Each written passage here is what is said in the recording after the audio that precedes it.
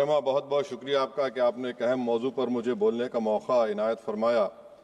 और बड़े अफसोस की बात है कि बड़ी धूमधाम से हुकूमत की तरफ से इस बात को रखा गया, मगर 30 से ज़्यादा MP यहाँ पर मौजूद नहीं है।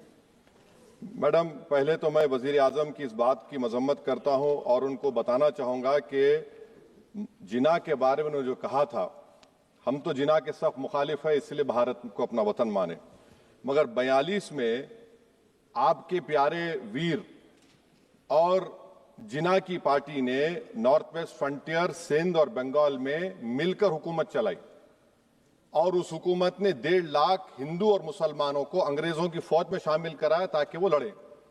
तो किसी शायर ने अच्छा कहा था वजीर आजम के बारे में कि फरेब देकर जमाने को पारसा ना बनिए, इन्हें कहो कि वो बंदा बने खुदा ना बने, अमीर शहर यही चाहता या हजरत कि हमारी चीख गले में रहे सदा ना बने।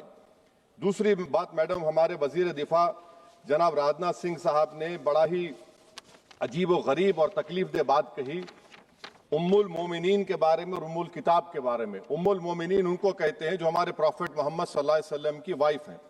वो हम तमाम मुसलमानों की माँ, हम उनको तस्वुर करते हैं, मगर हम उनकी इबादत नहीं करते।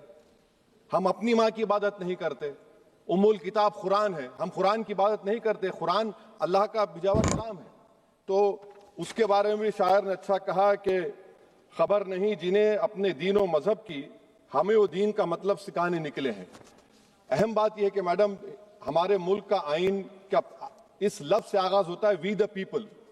इसका आगाज भारत माता के नाम से नहीं होता है। हमारे संविधान का जो प्रियम्बल है वो क्या कहता है? Liberty of thought, expression, belief, faith and worship. अगर दस्तूर का ये पहला सफा ये बात करता है तो फिर कैसे किसी शहरी को किसी खुदा, देवी, देवता की इबादत करने पर या सजदा करने पर मजबूर किया जा सकता है? आप ही की पार्टी से आज की जो बातें हुई है इसी कब हो रही हैं। हमारे कॉन्स्टिट्यूंट असेंबली में मैडम एक मोहतरमा थी रोहिणी कुमार चौधरी ने एक तजवीज दी थी कि प्रियम्बल में किसी देवी के नाम से शुरू हो। उन्होंने खास तौर से वंदे मातरम का जिक्र किया, मगर उसको कबूल नहीं किया गया। फिर KV कामत साहब ने एक तजवीज दी कि इट्स सिटीजन्स को बदलकर हर सिटीजन्स किया जाए और खुदा के नाम से शुरू किया जाए। वो तरमीम को मुस्तरद कर दिया गया। हमारे संविधान का उसूल यह है कि भारत क्या है, उसकी अवाम है, अवामी कानून की मुसन्निफ है, अवाम की मर्जी से सबसे बालातर है, अवामी हाकिम है। मुल्क किसी खुदा, देवी, देवता, मजहबी इलामत के नाम से नहीं चलता, ना मुल्क किसी एक मजहब की मिल्कियत है। इसीलिए बाबा साहब अम्बेडकर ने क्या कहा था? उन्होंने मदर इंडिया के नजरिए को मुस्तरद किया। बाबा साहब ने एक नई इस्तिलाह वजह कर दी और कहा कि भैक्षित भारत, ये बाबा साहब अम्बेडकर ने कहा। अब मैडम, अगर मजहबी आजादी इस आइन का बुनियादी उसूल है तो सवाल यह पैदा होता है कि उस वक्त हमारे जो कॉन्स्टिट्यूंट असेंबली के प्रेसिडेंट थे जनाब राजेंद्र प्रसाद साहब ने किस बुनियाद पर वंदे मातरम को कौमी तराना करार दिया? ना तो कोई सेक्यूर रेजोल्यूशन है इसके बारे में। मैडम, मैं आपको बताना चाहूंगा कि जुडिशरी क्या कहती है। बीजू इमैनुअल केस है 1986 का, जिसमें जिहोवा विटनेस ने कहा कि मैं नेशनल एंथम के वक्त खड़े रहूंगी, पढ़ूंगी नहीं। सुप्रीम कोर्ट ने कहा कि उसने कोई गुनाह नहीं किया। वहीं एक 2017 का केस है अश्विनी उपाध्याय का केस सुप्रीम कोर्ट का, उन्हें कहा गाइडलाइंस दिए जाएं वंदे मातरम पर, सुप्रीम कोर्ट ने नहीं कह दिया। फिर आप आ जाइए madam, prevention of insult act national 1971, इसमें नेशनल सॉन्ग नहीं है, सिर्फ नेशनल एम्बलम और आपका नेशनल एंथम है। फिर आप आ जाइए 40th अमेंडमेंट आर्टिकल 51 है, 76 में पास हुआ, उसमें भी इसका कोई जिक्र नहीं है।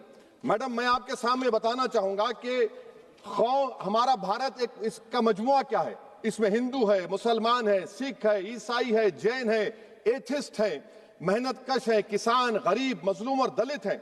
मगर अगर जो तकारीर आज हमने यहां पर सुनी और बाहर जो सुनते हैं, अगर भारत को देवी कहने और उसके आगे सजदा करने, तो दरअसल कौम परस्ती को, वतन से मोहब्बत को मजहब में तब्दील कर रहे और फिर यहां पर बोल रहे कि अगर भारत में रहना है तो वंदे मातरम गाना पड़ेगा। भाई, ये तो संविधान के खिलाफ है, सुप्रीम कोर्ट के जजमेंट के खिलाफ है। अगर वंदे मातरम मैडम कौमियत का मियार है तो फिर सवाल यह है कि हजरत मोहानी की कौमियत क्या थी जिसने इनकलाब जिंदाबाद का नारा दिया? अगर यूसुफ मेहरली ने quit India, Simon go back का नारा दिया तो उसकी कौमियत क्या थी? अगर हैदराबाद से मौलवी अलाउद्दीन जो मक्का मस्जिद का पहला मुजरिम है काला पानी में, और तुरेबाज खान जो मारकर लाश को लटका दिया गया था हैदराबाद में 8 दिन तक, उसकी कौमियत क्या थी? अगर इनायतुल्लाह काफी जो जिहाद का फतवा अंग्रेजों के खिलाफ दिया मुरादाबाद में, जब उनको 2 दिन में फांसी की सजा दी गई, और जब फांसी की सजा के ओर जा रहे हैं तो इनायतुल्लाह मौलाना काफी की जबान पर क्या था? वो रसूलुल्लाह हमारे प्रॉफिट की नात पढ़ रहे थे। क्या पढ़ रहे थे? कोई गुल बाकी रहेगा ना चमन रह जाएगा, पर रसूलुल्लाह का दीन हसन रह जाएगा। तो उनकी कौमियत क्या थी? माल्टा की जेल में महमूदुल हसन, हुसैन अहमद मदनी 6 महीने माल्टा की जेल की ग्राउंड में पड़े रहे, उनकी कौमियत क्या थी? अल्लामा फजल खैराबादी का वो सेल काला पानी का पुकार पुकार कर इनसे पूछ रहा है, जो वहीं पर मर गए, खबर वहां पर है, बताओ मेरी कौमियत क्या थी? मैडम, मैं एक मुसलमान हूं, मैं इस्लाम को मानने वाला बावकार इंसान हूं, और मेरे मजहब की बुनियादी तालीम तौहीद है, ला इलाहा इल्लल्लाह, नहीं है कोई खुदा सिवा अल्लाह के। और कुरान में अल्लाह क्या बोल रहा? इय्याका नाबुदु इय्याका नस्तईन, तुम मेरी इबादत करो, मुझे मानो। मुझे कहां से मिल रहा? आर्टिकल 25 से मिल रहा है। मुझे कहां से मिल रहा है? Liberty of thought, expression, belief, faith and worship से मिल रहा है। तो इसको जोड़ना ये बहुत ही खतरनाक होगा। और हमारे प्रॉफेट मोहम्मद सल्लल्लाहु अलैहि वसल्लम जब मदीने को गए तो उन्होंने उस वतन के लिए दुआ की, कहा कि अल्लाह मदीने की मोहब्बत हमारे दिलों में और इजाफा कर दे, मक्के से ज्यादा कर दे। तो ये इस्लाम, मुसलमान होना, हमारे ईमान में मुल्क की मोहब्बत बीच में नहीं आती, और मुल्क से मोहब्बत है और रहेगी हमेशा, क्योंकि ये अजीम कुर्बानियां यहां पर शामिल है जिन्होंने जंग आजादी में हिस्सा नहीं लिया। आज अगर वो वतन की मोहब्बत का दर्ज देंगे तो बड़ा गलत होगा। मैडम, मैं आपके सामने एक चीज पढ़ूंगा। 1937 रविंद्रनाथ टैगोर ने लेटर लिखा सुभाष चंद्र बोस को। मैं सिर्फ, किसी ने नहीं पढ़ा ये। क्या कहा टैगोर साहब ने? But parliament is a place of union for all religious groups and there the song cannot be appropriate. When Bengali Muslims show sign of stubborn fanatism, we regard it intolerable. When we too copy them and make unreasonable demands, it will be self-defeating. ये मैं इसको ले करूंगा madam, आप देख लीजिए। फिर दूसरी तरफ मैडम आप आ जाइए, मैं यहाँ पर बैठकर, हाँ, जितने तकारीर यहाँ पर हुए सब जनगण मन पर तनकीद किए। तो मैडम मुझे ये कहना पड़ेगा कि जनगण मन पर आप लोग इतनी तकलीफ क्यों उठा रहे हैं? आखिर इतनी तकलीफ क्यों है? तो मैं जब जाकर देखा तो मुझे 28 दिसंबर का ऑर्गेनाइजर मैगजीन का आर्टिकल मिला, जिसमें ऑर्गेनाइजर लिखता है कि what is the moral sanction behind government choice of Janagana Mana, except that it can be made an item of entertainment at the sumptuous parties thrown by government officials. आप बताइए, इसका बोलेंगे आप? और फिर उसके काइंड कैसा करते हैं? It will mean we can not love our motherhood. Madam please, it will mean that Vande Mataram is buried alive with the word Jan Gan Mana on the tombstone, for the tomb will also be of Jan Gan Mana of the will of the people. इस पर आप क्या बोलेंगे? Madam, मैं आपको ये बताना चाह रहा हूं कि वतन की मोहब्बत हमारे लिए बहुत अहम है, मगर ये बताइए हमको कि अभी मैडम यहां पर आनंद मठ के बारे में बहुत कुछ कहा गया। मैं सिर्फ 2 मिसालें आपको देता हूं।